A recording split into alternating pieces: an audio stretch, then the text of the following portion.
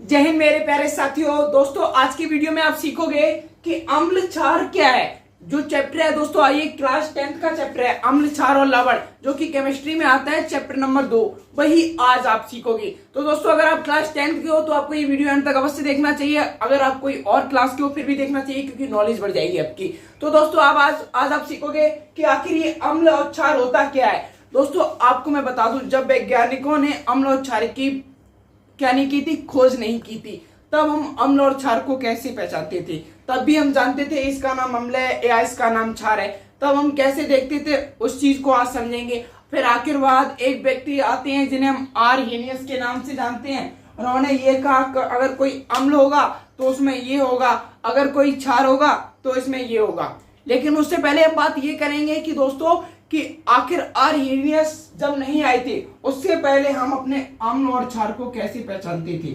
अम्ल और क्षार को दोस्तों आप एक चीज बताइए, आप कोई चीज खाते होगे तो कभी आपको खट्टी लगती होगी तो कभी कड़वी लगती होगी। अब मैं आपसे एक प्रश्न पूछता हूं, क्या आप जानते हो दोस्तों, आप जो चीज खाते हो यानी जिसे आपने खाया, क्या किया, खाया, मान लीजिए दोस्तों वो क्या लग रहा है आपको, खट्टा लग रहा है, क्या, खट्टा। तो आप बताइए जो चीज आपको स्वाद में खट्टी लग रही है तो वो आपके अनुसार क्या होगी, बताइए। अगर आप दोस्तों ये सोचते हो, अगर आपको नहीं पता हो तो मैं बता दूं, जो जैसे दोस्तों आपने कोई चीज खाई, अब आपको अगर वो स्वाद में खट्टी लगी तो वो क्या होगी, अम्ल होगी, अम्ल यानी वो दोस्तों एसिड होगी। अगर दोस्तों आपने कोई चीज खाई, आपने किसी चीज को खाया, अगर वो आपको कड़वा लग रहा है तो वो दोस्तों क्षार होगा, क्या होगा, क्षार। यानी अम्ल स्वाद में खट्टे होते हैं और दोस्तों क्षार जो होंगे वो आपके स्वाद में कैसे होंगे, कड़वे। इनको दोस्तों भस्मी भी कहते हैं। अब दोस्तों एक बात बताइए, ये चीज कब थी, जब दोस्तों किसी ने कोई एक साइंटिफिक रीजन नहीं आया था, तब हम लोग यही मानते थे कि जो आपका अम्ल होगा वो स्वाद में खट्टा होगा, वहीं जो आपका क्षार होगा वो स्वाद में कैसा होगा दोस्तों, कड़वा होगा। लेकिन मेरे प्यारे साथियों क्या होता है, ऐसा चलने के बाद एक व्यक्ति जो है आर्हेनियस नामक व्यक्ति थे, उन्होंने कहा मैं ये सब नहीं मानता। अच्छा दोस्तों, क्या आप प्रत्येक अम्ल को चख सकते हो? कुछ अम्ल ऐसे होंगे जिन्हें आप चख भी नहीं सकते हो, कुछ क्षार भी होंगे जिन्हें आप मतलब अपने स्वाद से नहीं पहचान सकते हो, जैसे दोस्तों आप उनको खा नहीं सकते हो। तो दोस्तों आखिर एक ऐसी चीज हमें चाहिए कि ये चीज जो ऐसा रूल जो प्रत्येक अम्ल और प्रत्येक क्षार में लागू होता हो। तो दोस्तों फिर क्या होता है, एक व्यक्ति आते हैं जिनका नाम था आर्हेनियस। उन्होंने एक चीज दिया, उन्होंने कहा दोस्तों जो अम्ल होगा वो H+ आयन उत्पन्न करेगा। H+ यानी दोस्तों हाइड्रोजन आयन देगा। जो आपका अम्ल होगा यानी जो भी अम्ल होगा, जितने भी दोस्तों आपके अम्ल होंगे वो क्या करेंगे, H+ आयन देंगे। H+ आयन यानी हाइड्रोजन आयन प्लस में देंगे। अब ये हाइड्रोजन आयन क्या है वो देखो, समझो। जैसे दोस्तों यहाँ पर देखो मैंने एक उदाहरण लेके आया हूं, HCl। क्या दोस्तों, HCl। अब जानते हो आप HCl क्या होता है, ये दोस्तों हाइड्रोक्लोरिक अम्ल होता है। क्या, हाइड्रोक्लोरिक अम्ल, ये दोस्तों आपका हाइड्रोक्लोरिक अम्ल होता है। क्या होता है, अम्ल है। अब दोस्तों मैं कैसे जानूं कि आखिर ये अम्ल है, तो दोस्तों अगर हम इसके जलीय विलयन में जाएंगे, यानी दोस्तों जो आर्हेनियस के अनुसार जो चीज थी, उन्होंने कहा जो अम्ल होगा वो जलीय विलयन में H+ आयन देगा। कैसा देगा, H+ आयन। अगर मतलब दोस्तों अम्ल को जलीय विलयन में डाला जाएगा तो वो दोस्तों क्या करेगा, H+ आयन दे देगा। क्या देगा, H+ आयन। यानी हम देखो इसको जलीय विलयन अगर देंगे तो दोस्तों ये क्या करेगा, H+ और जो क्लोरीन होगा वो माइनस कर देगा। यानी दोस्तों ये देखो H+ आयन दे रहा है, इसलिए दोस्तों ये क्या है, अम्ल है। अब मैं दोस्तों आपको दूसरे अम्ल का एक उदाहरण लूं, H2SO4। क्या दोस्तों दूसरा ये रहा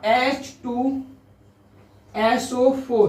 अगर मैं दोस्तों H2SO4 की बात करूं तो ये क्या होता है, सल्फ्यूरिक अम्ल होता है। क्या होता है, सल्फ्यूरिक अम्ल। ये सल्फेट और ये हाइड्रोजन से बनता है। तो दोस्तों जो ये सल्फ्यूरिक अम्ल आपका है, जो आपका ये सल्फ्यूरिक अम्ल है, अब आप दोस्तों पूरा लिख लेना, जो सल्फ्यूरिक अम्ल है वो कैसे टूटेगा वो देख लीजिए कि वो क्या H+ हाइड्रोजन आयन देगा। सल्फ्यूरिक अम्ल देखो, क्या जो सल्फ्यूरिक अम्ल होगा वो दोस्तों आपका हाइड्रोजन आयन देगा। जो ये था फॉर्मूला सल्फ्यूरिक अम्ल का, H2SO4।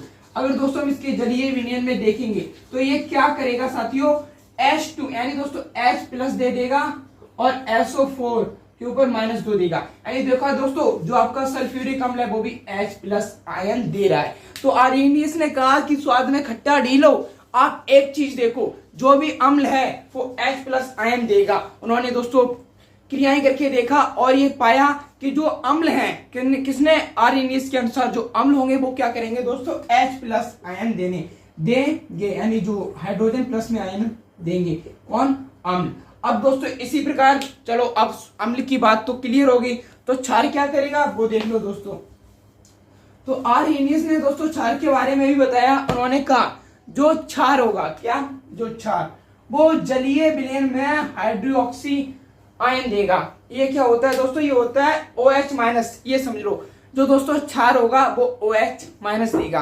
अर्थात दोस्तों अब ये OH- कैसे देगा दोस्तों। अब एक चीज और बता दूं मैं आपको, जिसके पीछे OH लग जाए समझ देना वो दोस्तों एक क्षार है, जिसके भी पीछे OH आ जाए आप समझ लो कि वो दोस्तों क्षार है। लेकिन अब हम बात पढ़ेंगे, जो मेन बात है, आर्हेनियस ने क्षार के बारे में कौन सा कथन कहा। उन्होंने ये कहा दोस्तों, जो क्षार होगा वो जलीय विलयन में हाइड्रोक्सी आयन जो देगा, ऋण आयन देगा। कैसा देगा, ऋण आयन देगा, यानी OH- देगा। तो दोस्तों हमने क्या किया, कुछ क्षार देखिए, क्या उनमें OH- मिल रहा था, तो दोस्तों हमने क्या किया, सोडियम हाइड्रोक्साइड को ले लिया, क्या, NaOH, सोडियम हाइड्रोक्साइड। इसे क्या बोलते हैं दोस्तों, sodium hydroxide, sodium hydroxide, sodium hydroxide. अब ये क्या किया दोस्तों, इसने जलीय विलयन में ये क्या करेगा, ये दोस्तों Na यानी सोडियम तो दोस्तों आपका ये प्लस में टूट जाएगा, और जो आपका ये होगा OH, यानी यही तो माइनस में दे रहा था, तो दोस्तों ये OH आपका कैसा होगा, ऋण आयन। यानी दोस्तों अब आपने ये भी सीख लिया है कि जो हमारे अम्ल होंगे वो क्या करेंगे, H+ देंगे, और जो हमारे क्षार होंगे वो OH- देंगे। इसमें दोस्तों ज्यादा बड़ा कोई रॉकेट साइंस नहीं है, आपको समझना, मेरा मार्कर गिर गया था उसके लिए सॉरी, बट आप सीखिए, जो आपका अम्ल होगा वो H+ देगा, लेकिन जो आपका क्षार होगा वो क्या करेगा दोस्तों, जलीय विलयन में OH- देगा। यही कुछ लिखा है, जैसे हाइड्रोक्लोरिक अम्ल था जो H+ दे रहा था, और सल्फ्यूरिक अम्ल था जो H+ दे रहा था। अब उसी प्रकार दोस्तों मैंने क्षार को देखा, जो सोडियम हाइड्रोक्साइड, इसे बोलते हैं सोडियम हाइड्रोक्साइड। क्या होता है, सोडियम हाइड्रोक्साइड। ये क्या कर रहा है दोस्तों, Na+ में टूट रहा है और OH- दे रहा है, जो कि एक प्रकार का क्षार है। अब ये क्या OH, ये होता है पोटेशियम हाइड्रोक्साइड, ये दोस्तों OH- दे रहा है। तो दोस्तों आपने एक चीज तो सीख ली, जो आर्हेनियस आए तो उन्होंने खट्टा कड़वा को छोड़कर कुछ और भी बताया। उन्होंने बताया प्लस और माइनस। प्लस क्या था, H+ आएगा तो वो अम्ल था, और OH- आएगा तो वो क्या था, क्षार था। अब आप बात करेंगे दोस्तों एक चीज और की, वो दोस्तों आपको उसमें तो कंफ्यूज होना ही नहीं है, जो 10th में दिया गया है दोस्तों, सूचक। आखिर सूचक किसे कहते हैं, सूचक क्या है दोस्तों, क्या आप जानते हो, उसको भी मैं दोस्तों आपको अच्छे से समझा दूंगा। अब ये आर्हेनियस को हटा देते हैं, अब बात करेंगे कि हमारे ये सूचक क्या होते हैं। सूचक दोस्तों मान लीजिए हमने नहीं देख पाया क्या कौन H+ दे रहा है या को H- दे रहा है, खट्टा है, कड़वा है, लेकिन दोस्तों कुछ ऐसे सूचक भी होते हैं जिससे हम ये पहचान लेंगे कि हाँ ये अम्ल है या ये क्षार है। आखिर वो सूचक क्या है, सूचक की अगर परिभाषा की बात की जाए तो क्या है, वे पदार्थ जो दोस्तों अम्ल और क्षार की पहचान कराएं सूचक कहलाते हैं। बिल्कुल सिंपल सा है, जो आपको पता होना चाहिए, वे पदार्थ जो अम्ल और क्षार की पहचान करा दें वो हमारे सूचक हैं। लेकिन आखिर आपके दोस्तों सूचक कितने प्रकार के हैं वो देख लो। अकॉर्डिंग टू 10th देखा जाए तो आपके दोस्तों जो सूचक होंगे वो 2 प्रकार के मान लो। एक होगा प्राकृतिक सूचक, प्राकृतिक सूचक, एक क्या है दोस्तों आपका प्राकृतिक सूचक, और एक है दोस्तों आपका कृत्रिम सूचक, यानी जिसे मानव ने बनाया है, कृत्रिम सूचक। दोस्तों अगर हम इसमें बात करें, इसमें हम 2 तरीके से पहचान करेंगे। एक क्या होंगे दोस्तों, एक होंगे ये जो रंग बदल देंगे, रंग बदल देंगे, यानी दोस्तों जो आपका अब सूचक हमने क्या कहा था, वे पदार्थ जो अम्ल और क्षार की पहचान करा दें। अबे हम दोस्तों पहचान ही तो कर रहे थे, कोई H+ दे रहा था, OH- दे रहा था, लेकिन दोस्तों अब हम सूचकों के लेंगे जो दोस्तों हमें बता देंगे अगर ये कंडीशन हुई तो हमारा अम्ल हो जाएगा, अगर ये कंडीशन हुई तो हमारा क्षार हो जाएगा, वही सूचक पढ़ेंगे। तो दोस्तों अगर हम सूचक को देखें, इन्हें इंडिकेटर इंग्लिश में कहते हैं। तो दोस्तों अगर इनमें पहली बात की जाए तो प्राकृतिक सूचक, प्राकृतिक सूचक में दोस्तों एक होता है रंग बदलने वाली, रंग बदलने वाले में दोस्तों आप इस बुक में पता है क्या क्या पढ़ोगे, एक पढ़ोगे लिटमस पत्र, लिटमस पत्र और दूसरा पढ़ोगे दोस्तों आप हल्दी। और एक्स्ट्रा के लिए बता दूं दोस्तों, एक होते हैं गंध बदलने वाले। गंध में क्या होगा दोस्तों, जैसे एक प्याज होता है और दोस्तों प्याज, लौंग का तेल, वो ये हो जाएंगे। और दोस्तों इसमें बात की जाए तो इसमें दोस्तों एक होगा फिनोप्थलीन और एक होगा दोस्तों मीथेन ऑरेंज, मीथल ऑरेंज।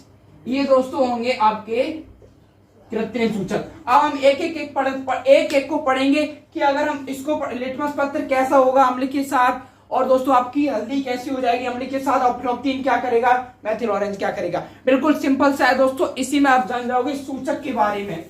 तो दोस्तों इसको अब हम एक एक करके पढ़ रहे हैं कि जो आपका प्राकृतिक सूचक था, यानी जो आपका प्राकृतिक सूचक में जो पहला था रंग बदलने वाला, वो है लिटमस पत्र।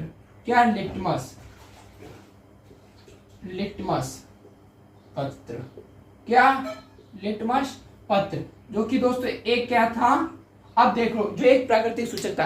अब दोस्तों अगर आपके पास क्या है, लिटमस पत्र है, तो दोस्तों इसका जो मेन फंडा रहेगा वो ये रहेगा कि अगर कोई लिटमस पेपर को अगर हम अम्ल में डाल दें तो ये क्या करेगा दोस्तों, लिटमस पत्र, इसकी दोस्तों एक ट्रिक देख लो, अनिल, यानी दोस्तों अम्ल नीले लिटमस पत्र को लाल कर देता है। तो दोस्तों अम्ल होगा वो क्या करेगा, नीले को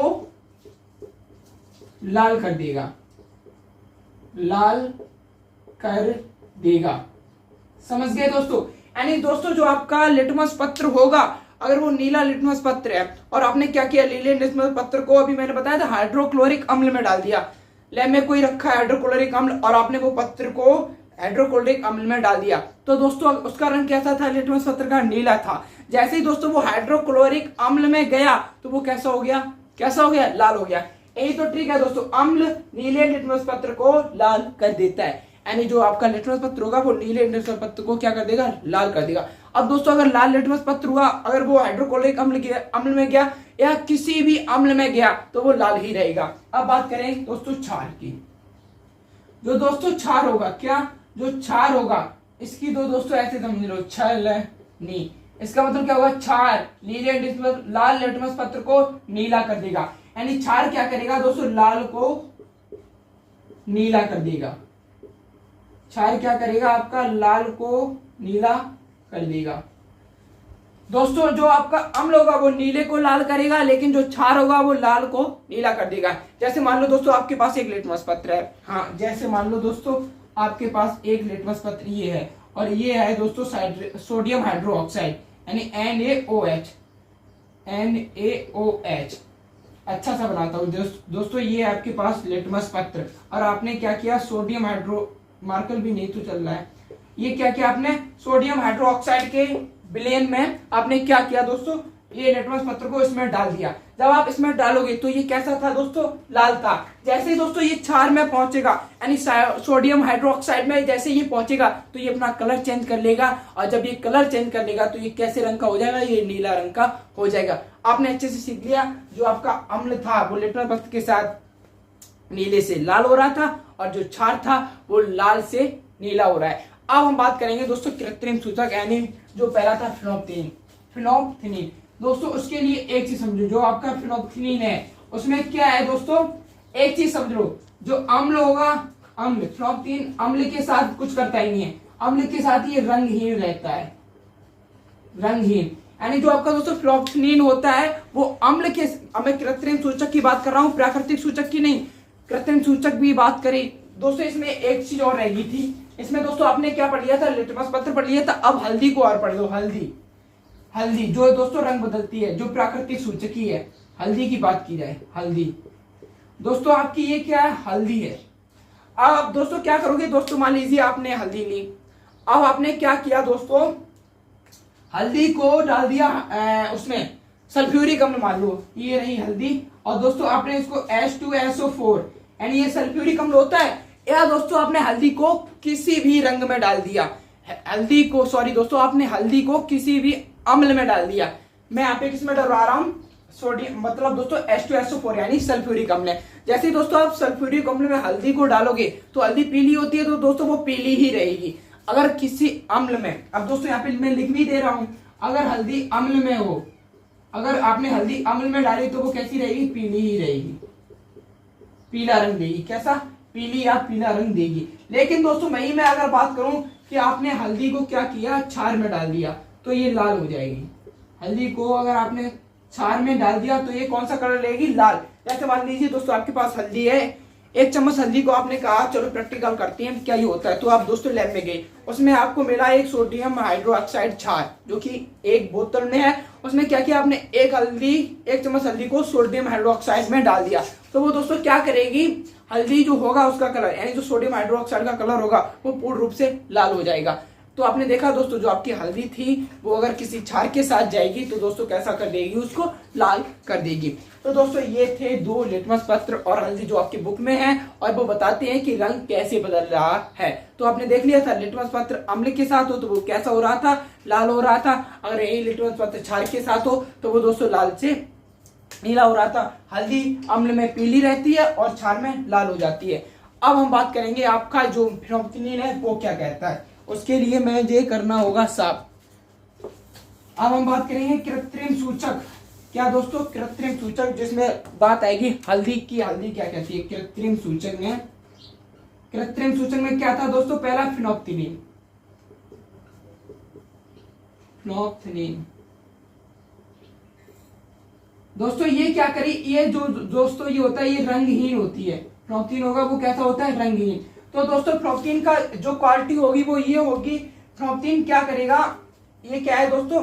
रंगहीन है। अब जो ये करेगा ये अम्ल के साथ कोई रंग नहीं देगा, अम्ल के साथ कोई रंग नहीं देगा, यानी अम्ल के साथ इसका कोई रंग नहीं होगा। जैसे आपने क्या किया दोस्तों? फिनोप्थिलीन लिया और उसमें आपने हाइड्रोक्लोरिक अम्ल में डाल दिया लैब में जाके, तो दोस्तों उसका कोई रंग परिवर्तन नहीं होगा, जैसा है वैसा ही रहेगा।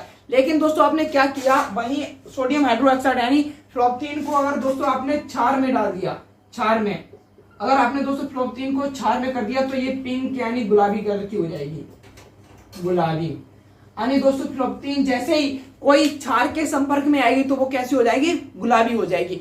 अब आपने इतना चीज सीख लिया फिनोप्थिलीन क्या था। तो दोस्तों अम्ल के साथ फिनोप्थिलीन एक रंगहीन है, और अगर वो अम्ल के साथ रहेगी तो रंगहीन ही रहेगी। लेकिन आपने क्या किया? लैब में जाकर दोस्तों आपने क्षार के साथ फिनोप्थिलीन को डाल दिया, तो दोस्तों वो जो क्षार होगा उसका कलर हो जाएगा गुलाबी। उम्मीद है दोस्तों आपने ये फिनोप्थिलीन को भी समझ लिया होगा। अब दूसरी है दोस्तों मिथिल ऑरेंज। क्या? Mithil orange, Mithil orange.